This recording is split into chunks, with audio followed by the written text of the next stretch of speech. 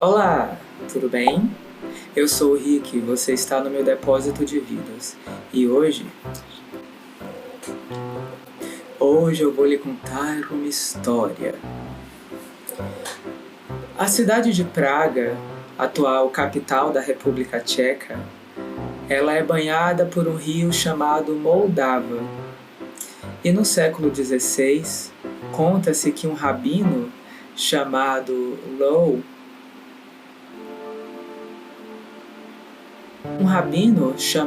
Judá Loew ben Betzabel desceu às margens do rio Moldava e recolheu um pouco de sua argila, da argila que ficava na beira do rio, e levou para a sua sinagoga. Lá ele moldou um homem muito grande e forte, e ele seguiu todas as orações tradicionais e escreveu uma palavra em sua testa. A palavra era Emet, que em hebraico significa verdade. Ao fazer todos os ritos, o homem de barro criou vida, e o rabino, criou este homem. Aliás, não era bem um homem, era um golem, um homem artificial, que não era capaz de falar, mas obedeceria às ordens de seu criador. E o rabino o fez para que ele protegesse o gueto onde ele morava, o gueto de Josefov, que estava sofrendo com ataques antissemitas.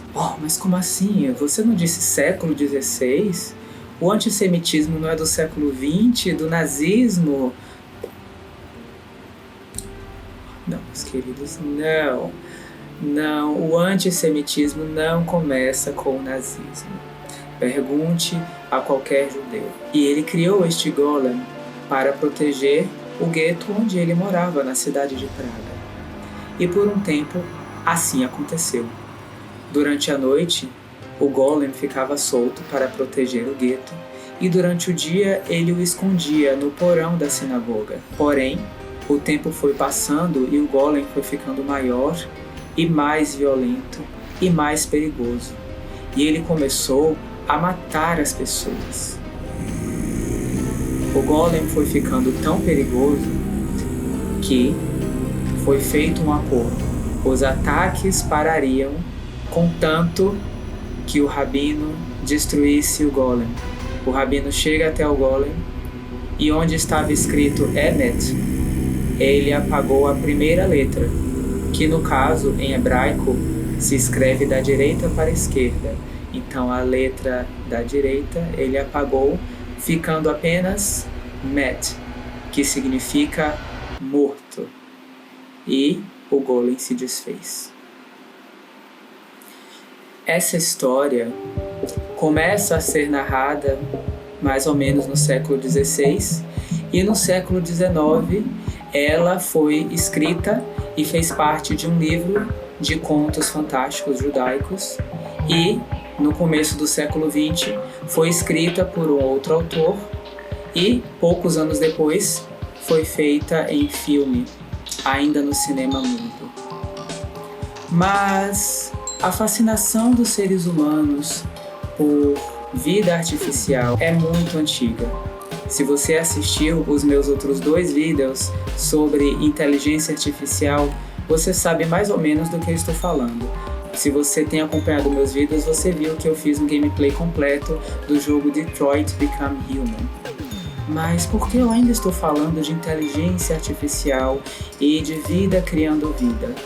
Bom, recentemente, eu acho que tem mais ou menos um mês, foi lançado um vídeo no canal da Disney, em um dos canais da Disney no YouTube, mostrando um robô em ação. Quem conhece a Disney World, ou por vídeos, ou por ter visitado, sabe que lá tem bastante robôs.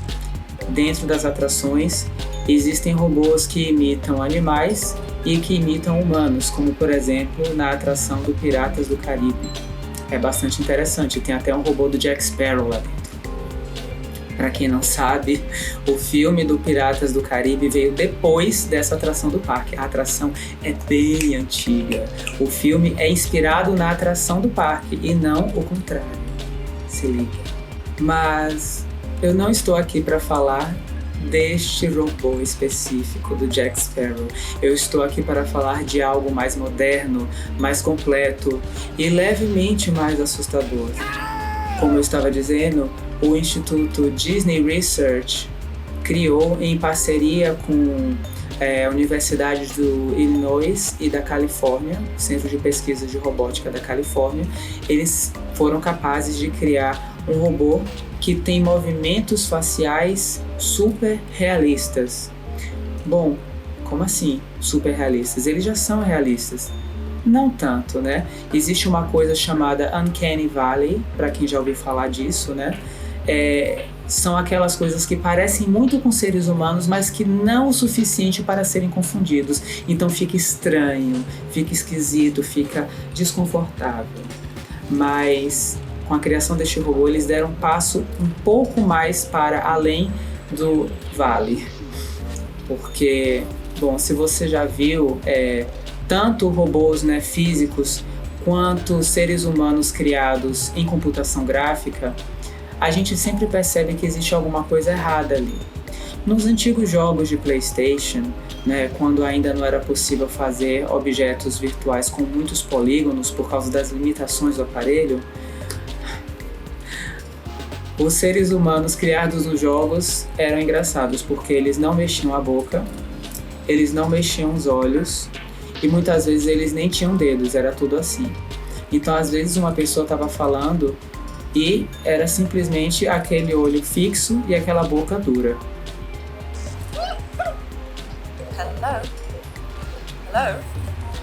Chegou o PlayStation 2, eles começaram a ter um pouco mais de expressão e aí só foi evoluindo e agora estamos no PlayStation 5 e é muita expressão, eles são mais humanos do que nós. Porém, ainda não o suficiente para serem confundidos. E na robótica também é a mesma coisa. E fazendo esses estudos de movimentos finos do rosto, ele conseguiu criar essa máquina. Talvez vocês estejam vendo aí, passando aí no vídeo, vejam que ele mexe os olhos, as pálpebras, as sobrancelhas e é engraçado porque quando alguém está falando com você, você não olha apenas para os olhos da pessoa o tempo todo.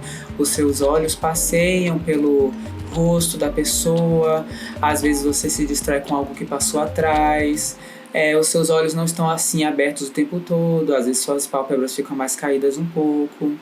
A sua cabeça também não fica parada, a sua cabeça se mexe à medida que você fala.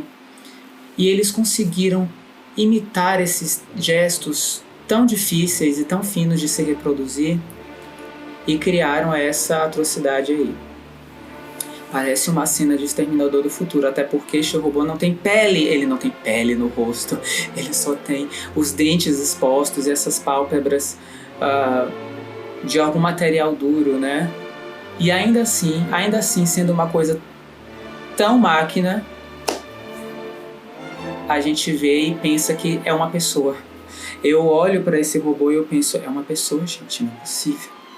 É muito real, parece que é um homem ali dentro vestindo uma fantasia de robô.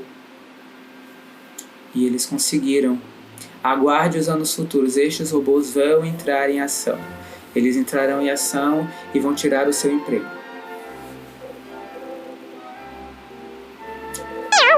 Não é bem assim, mas por um lado sim, mas por outro não. Muita gente tem medo, né, que os robôs no futuro venham a tirar nossos empregos, a tirar nossas vidas, a fazer revolução e dominar o mundo. Isso é relativamente normal. Se você parar para olhar as histórias das grandes invenções que mudaram a vida das pessoas, sempre houve grupos que se posicionaram contrários e lançaram todo tipo de especulação em textos, em artes gráficas e etc. Olha só essa ilustração que interessante. Essa ilustração que vocês estão vendo na tela é de quando a eletricidade começou a se popularizar e chegar nas cidades.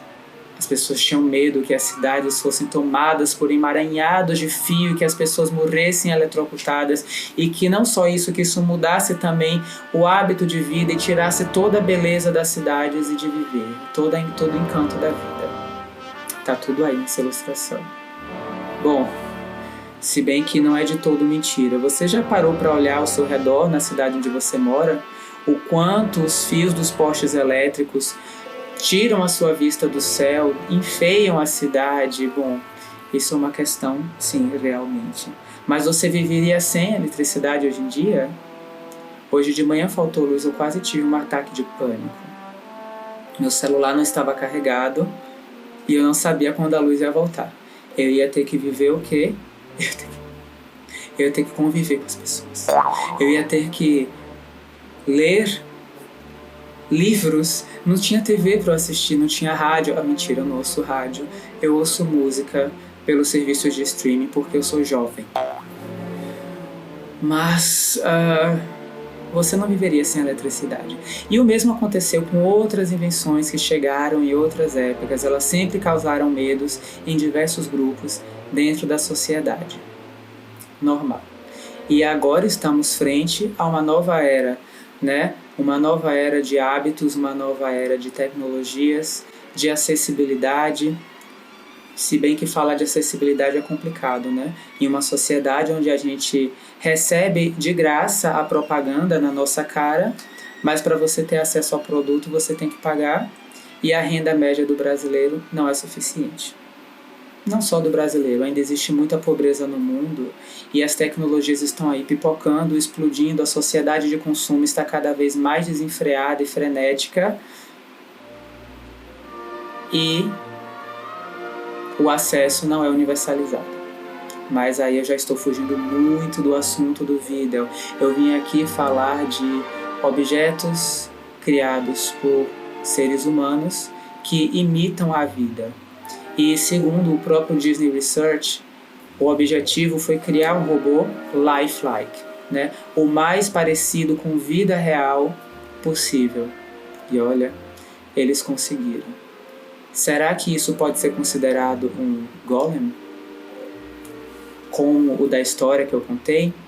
Bom, como eu falei no outro vídeo, os golems, eles são criaturas, são seres animados, criados a partir de matéria-prima inanimada, que não tem vida. Nas histórias, na mitologia, os golems geralmente são criados a partir da argila, do barro. Isso te lembra alguma coisa?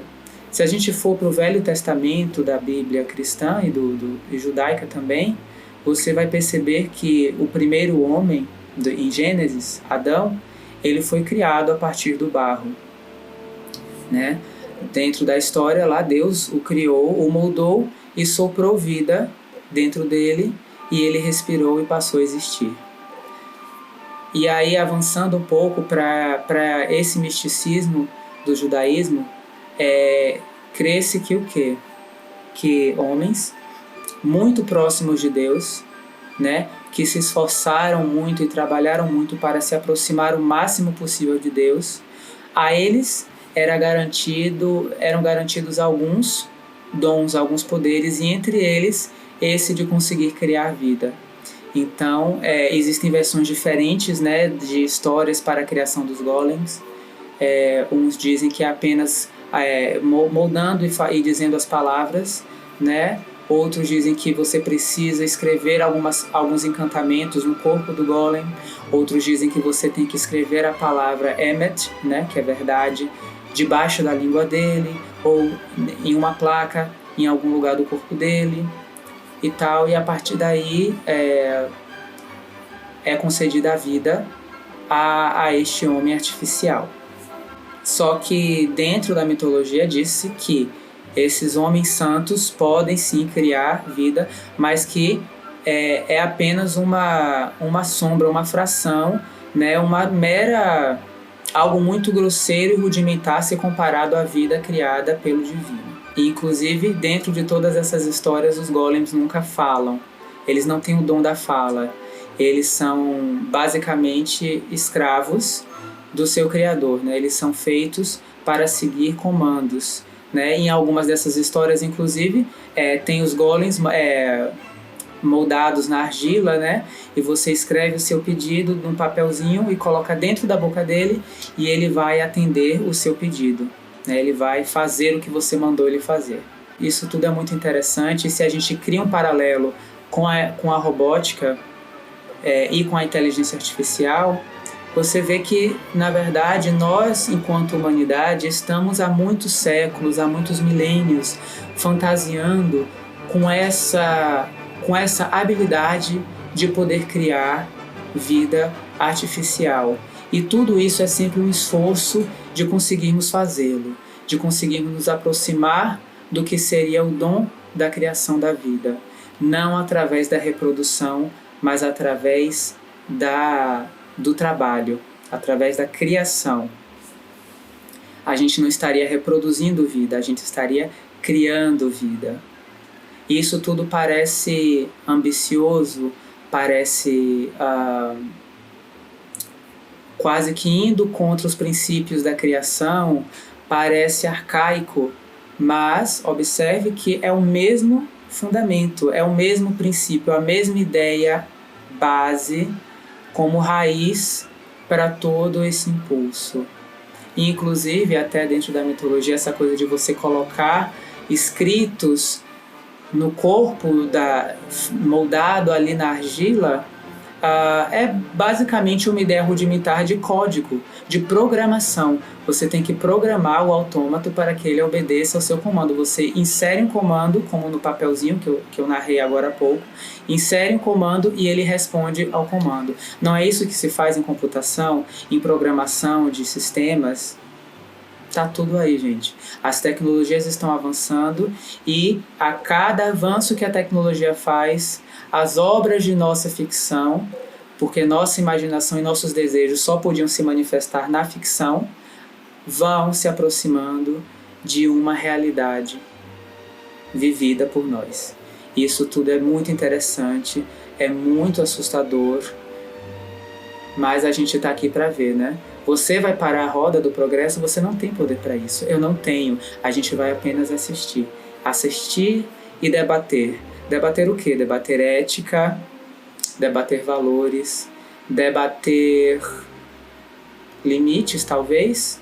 É um pouco difícil. A tecnologia vai avançar, comigo ou semigo. Enquanto isso, estamos aqui, comentando, jogando, assistindo e quem sabe, né, criando junto. Quem se interessa vai estudar, vai para a faculdade de ciência da computação ou de repente até de artes e vai trabalhar aí nesses processos de criação. É rata, quem se interessa não. Quem se interessa e quem tem condições para fazê-lo, né? Eu acho que já tá bom pelo vídeo de hoje. Eu nunca mais fiz um vlog, né, falando com vocês aqui, trocando essas ideias.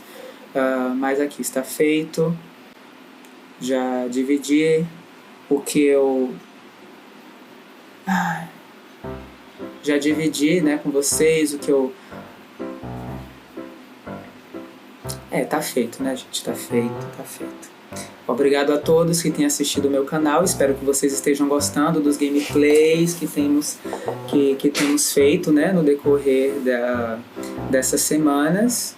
Espero poder continuar fazendo mais vídeos e que cada vez mais pessoas assistam. Para isso, basta que você compartilhe meus vídeos com seus amigos, com suas amigas e deixe sugestões aqui nos comentários. Temas de vídeos, games para serem jogados e o que mais passar pela cabeça de vocês.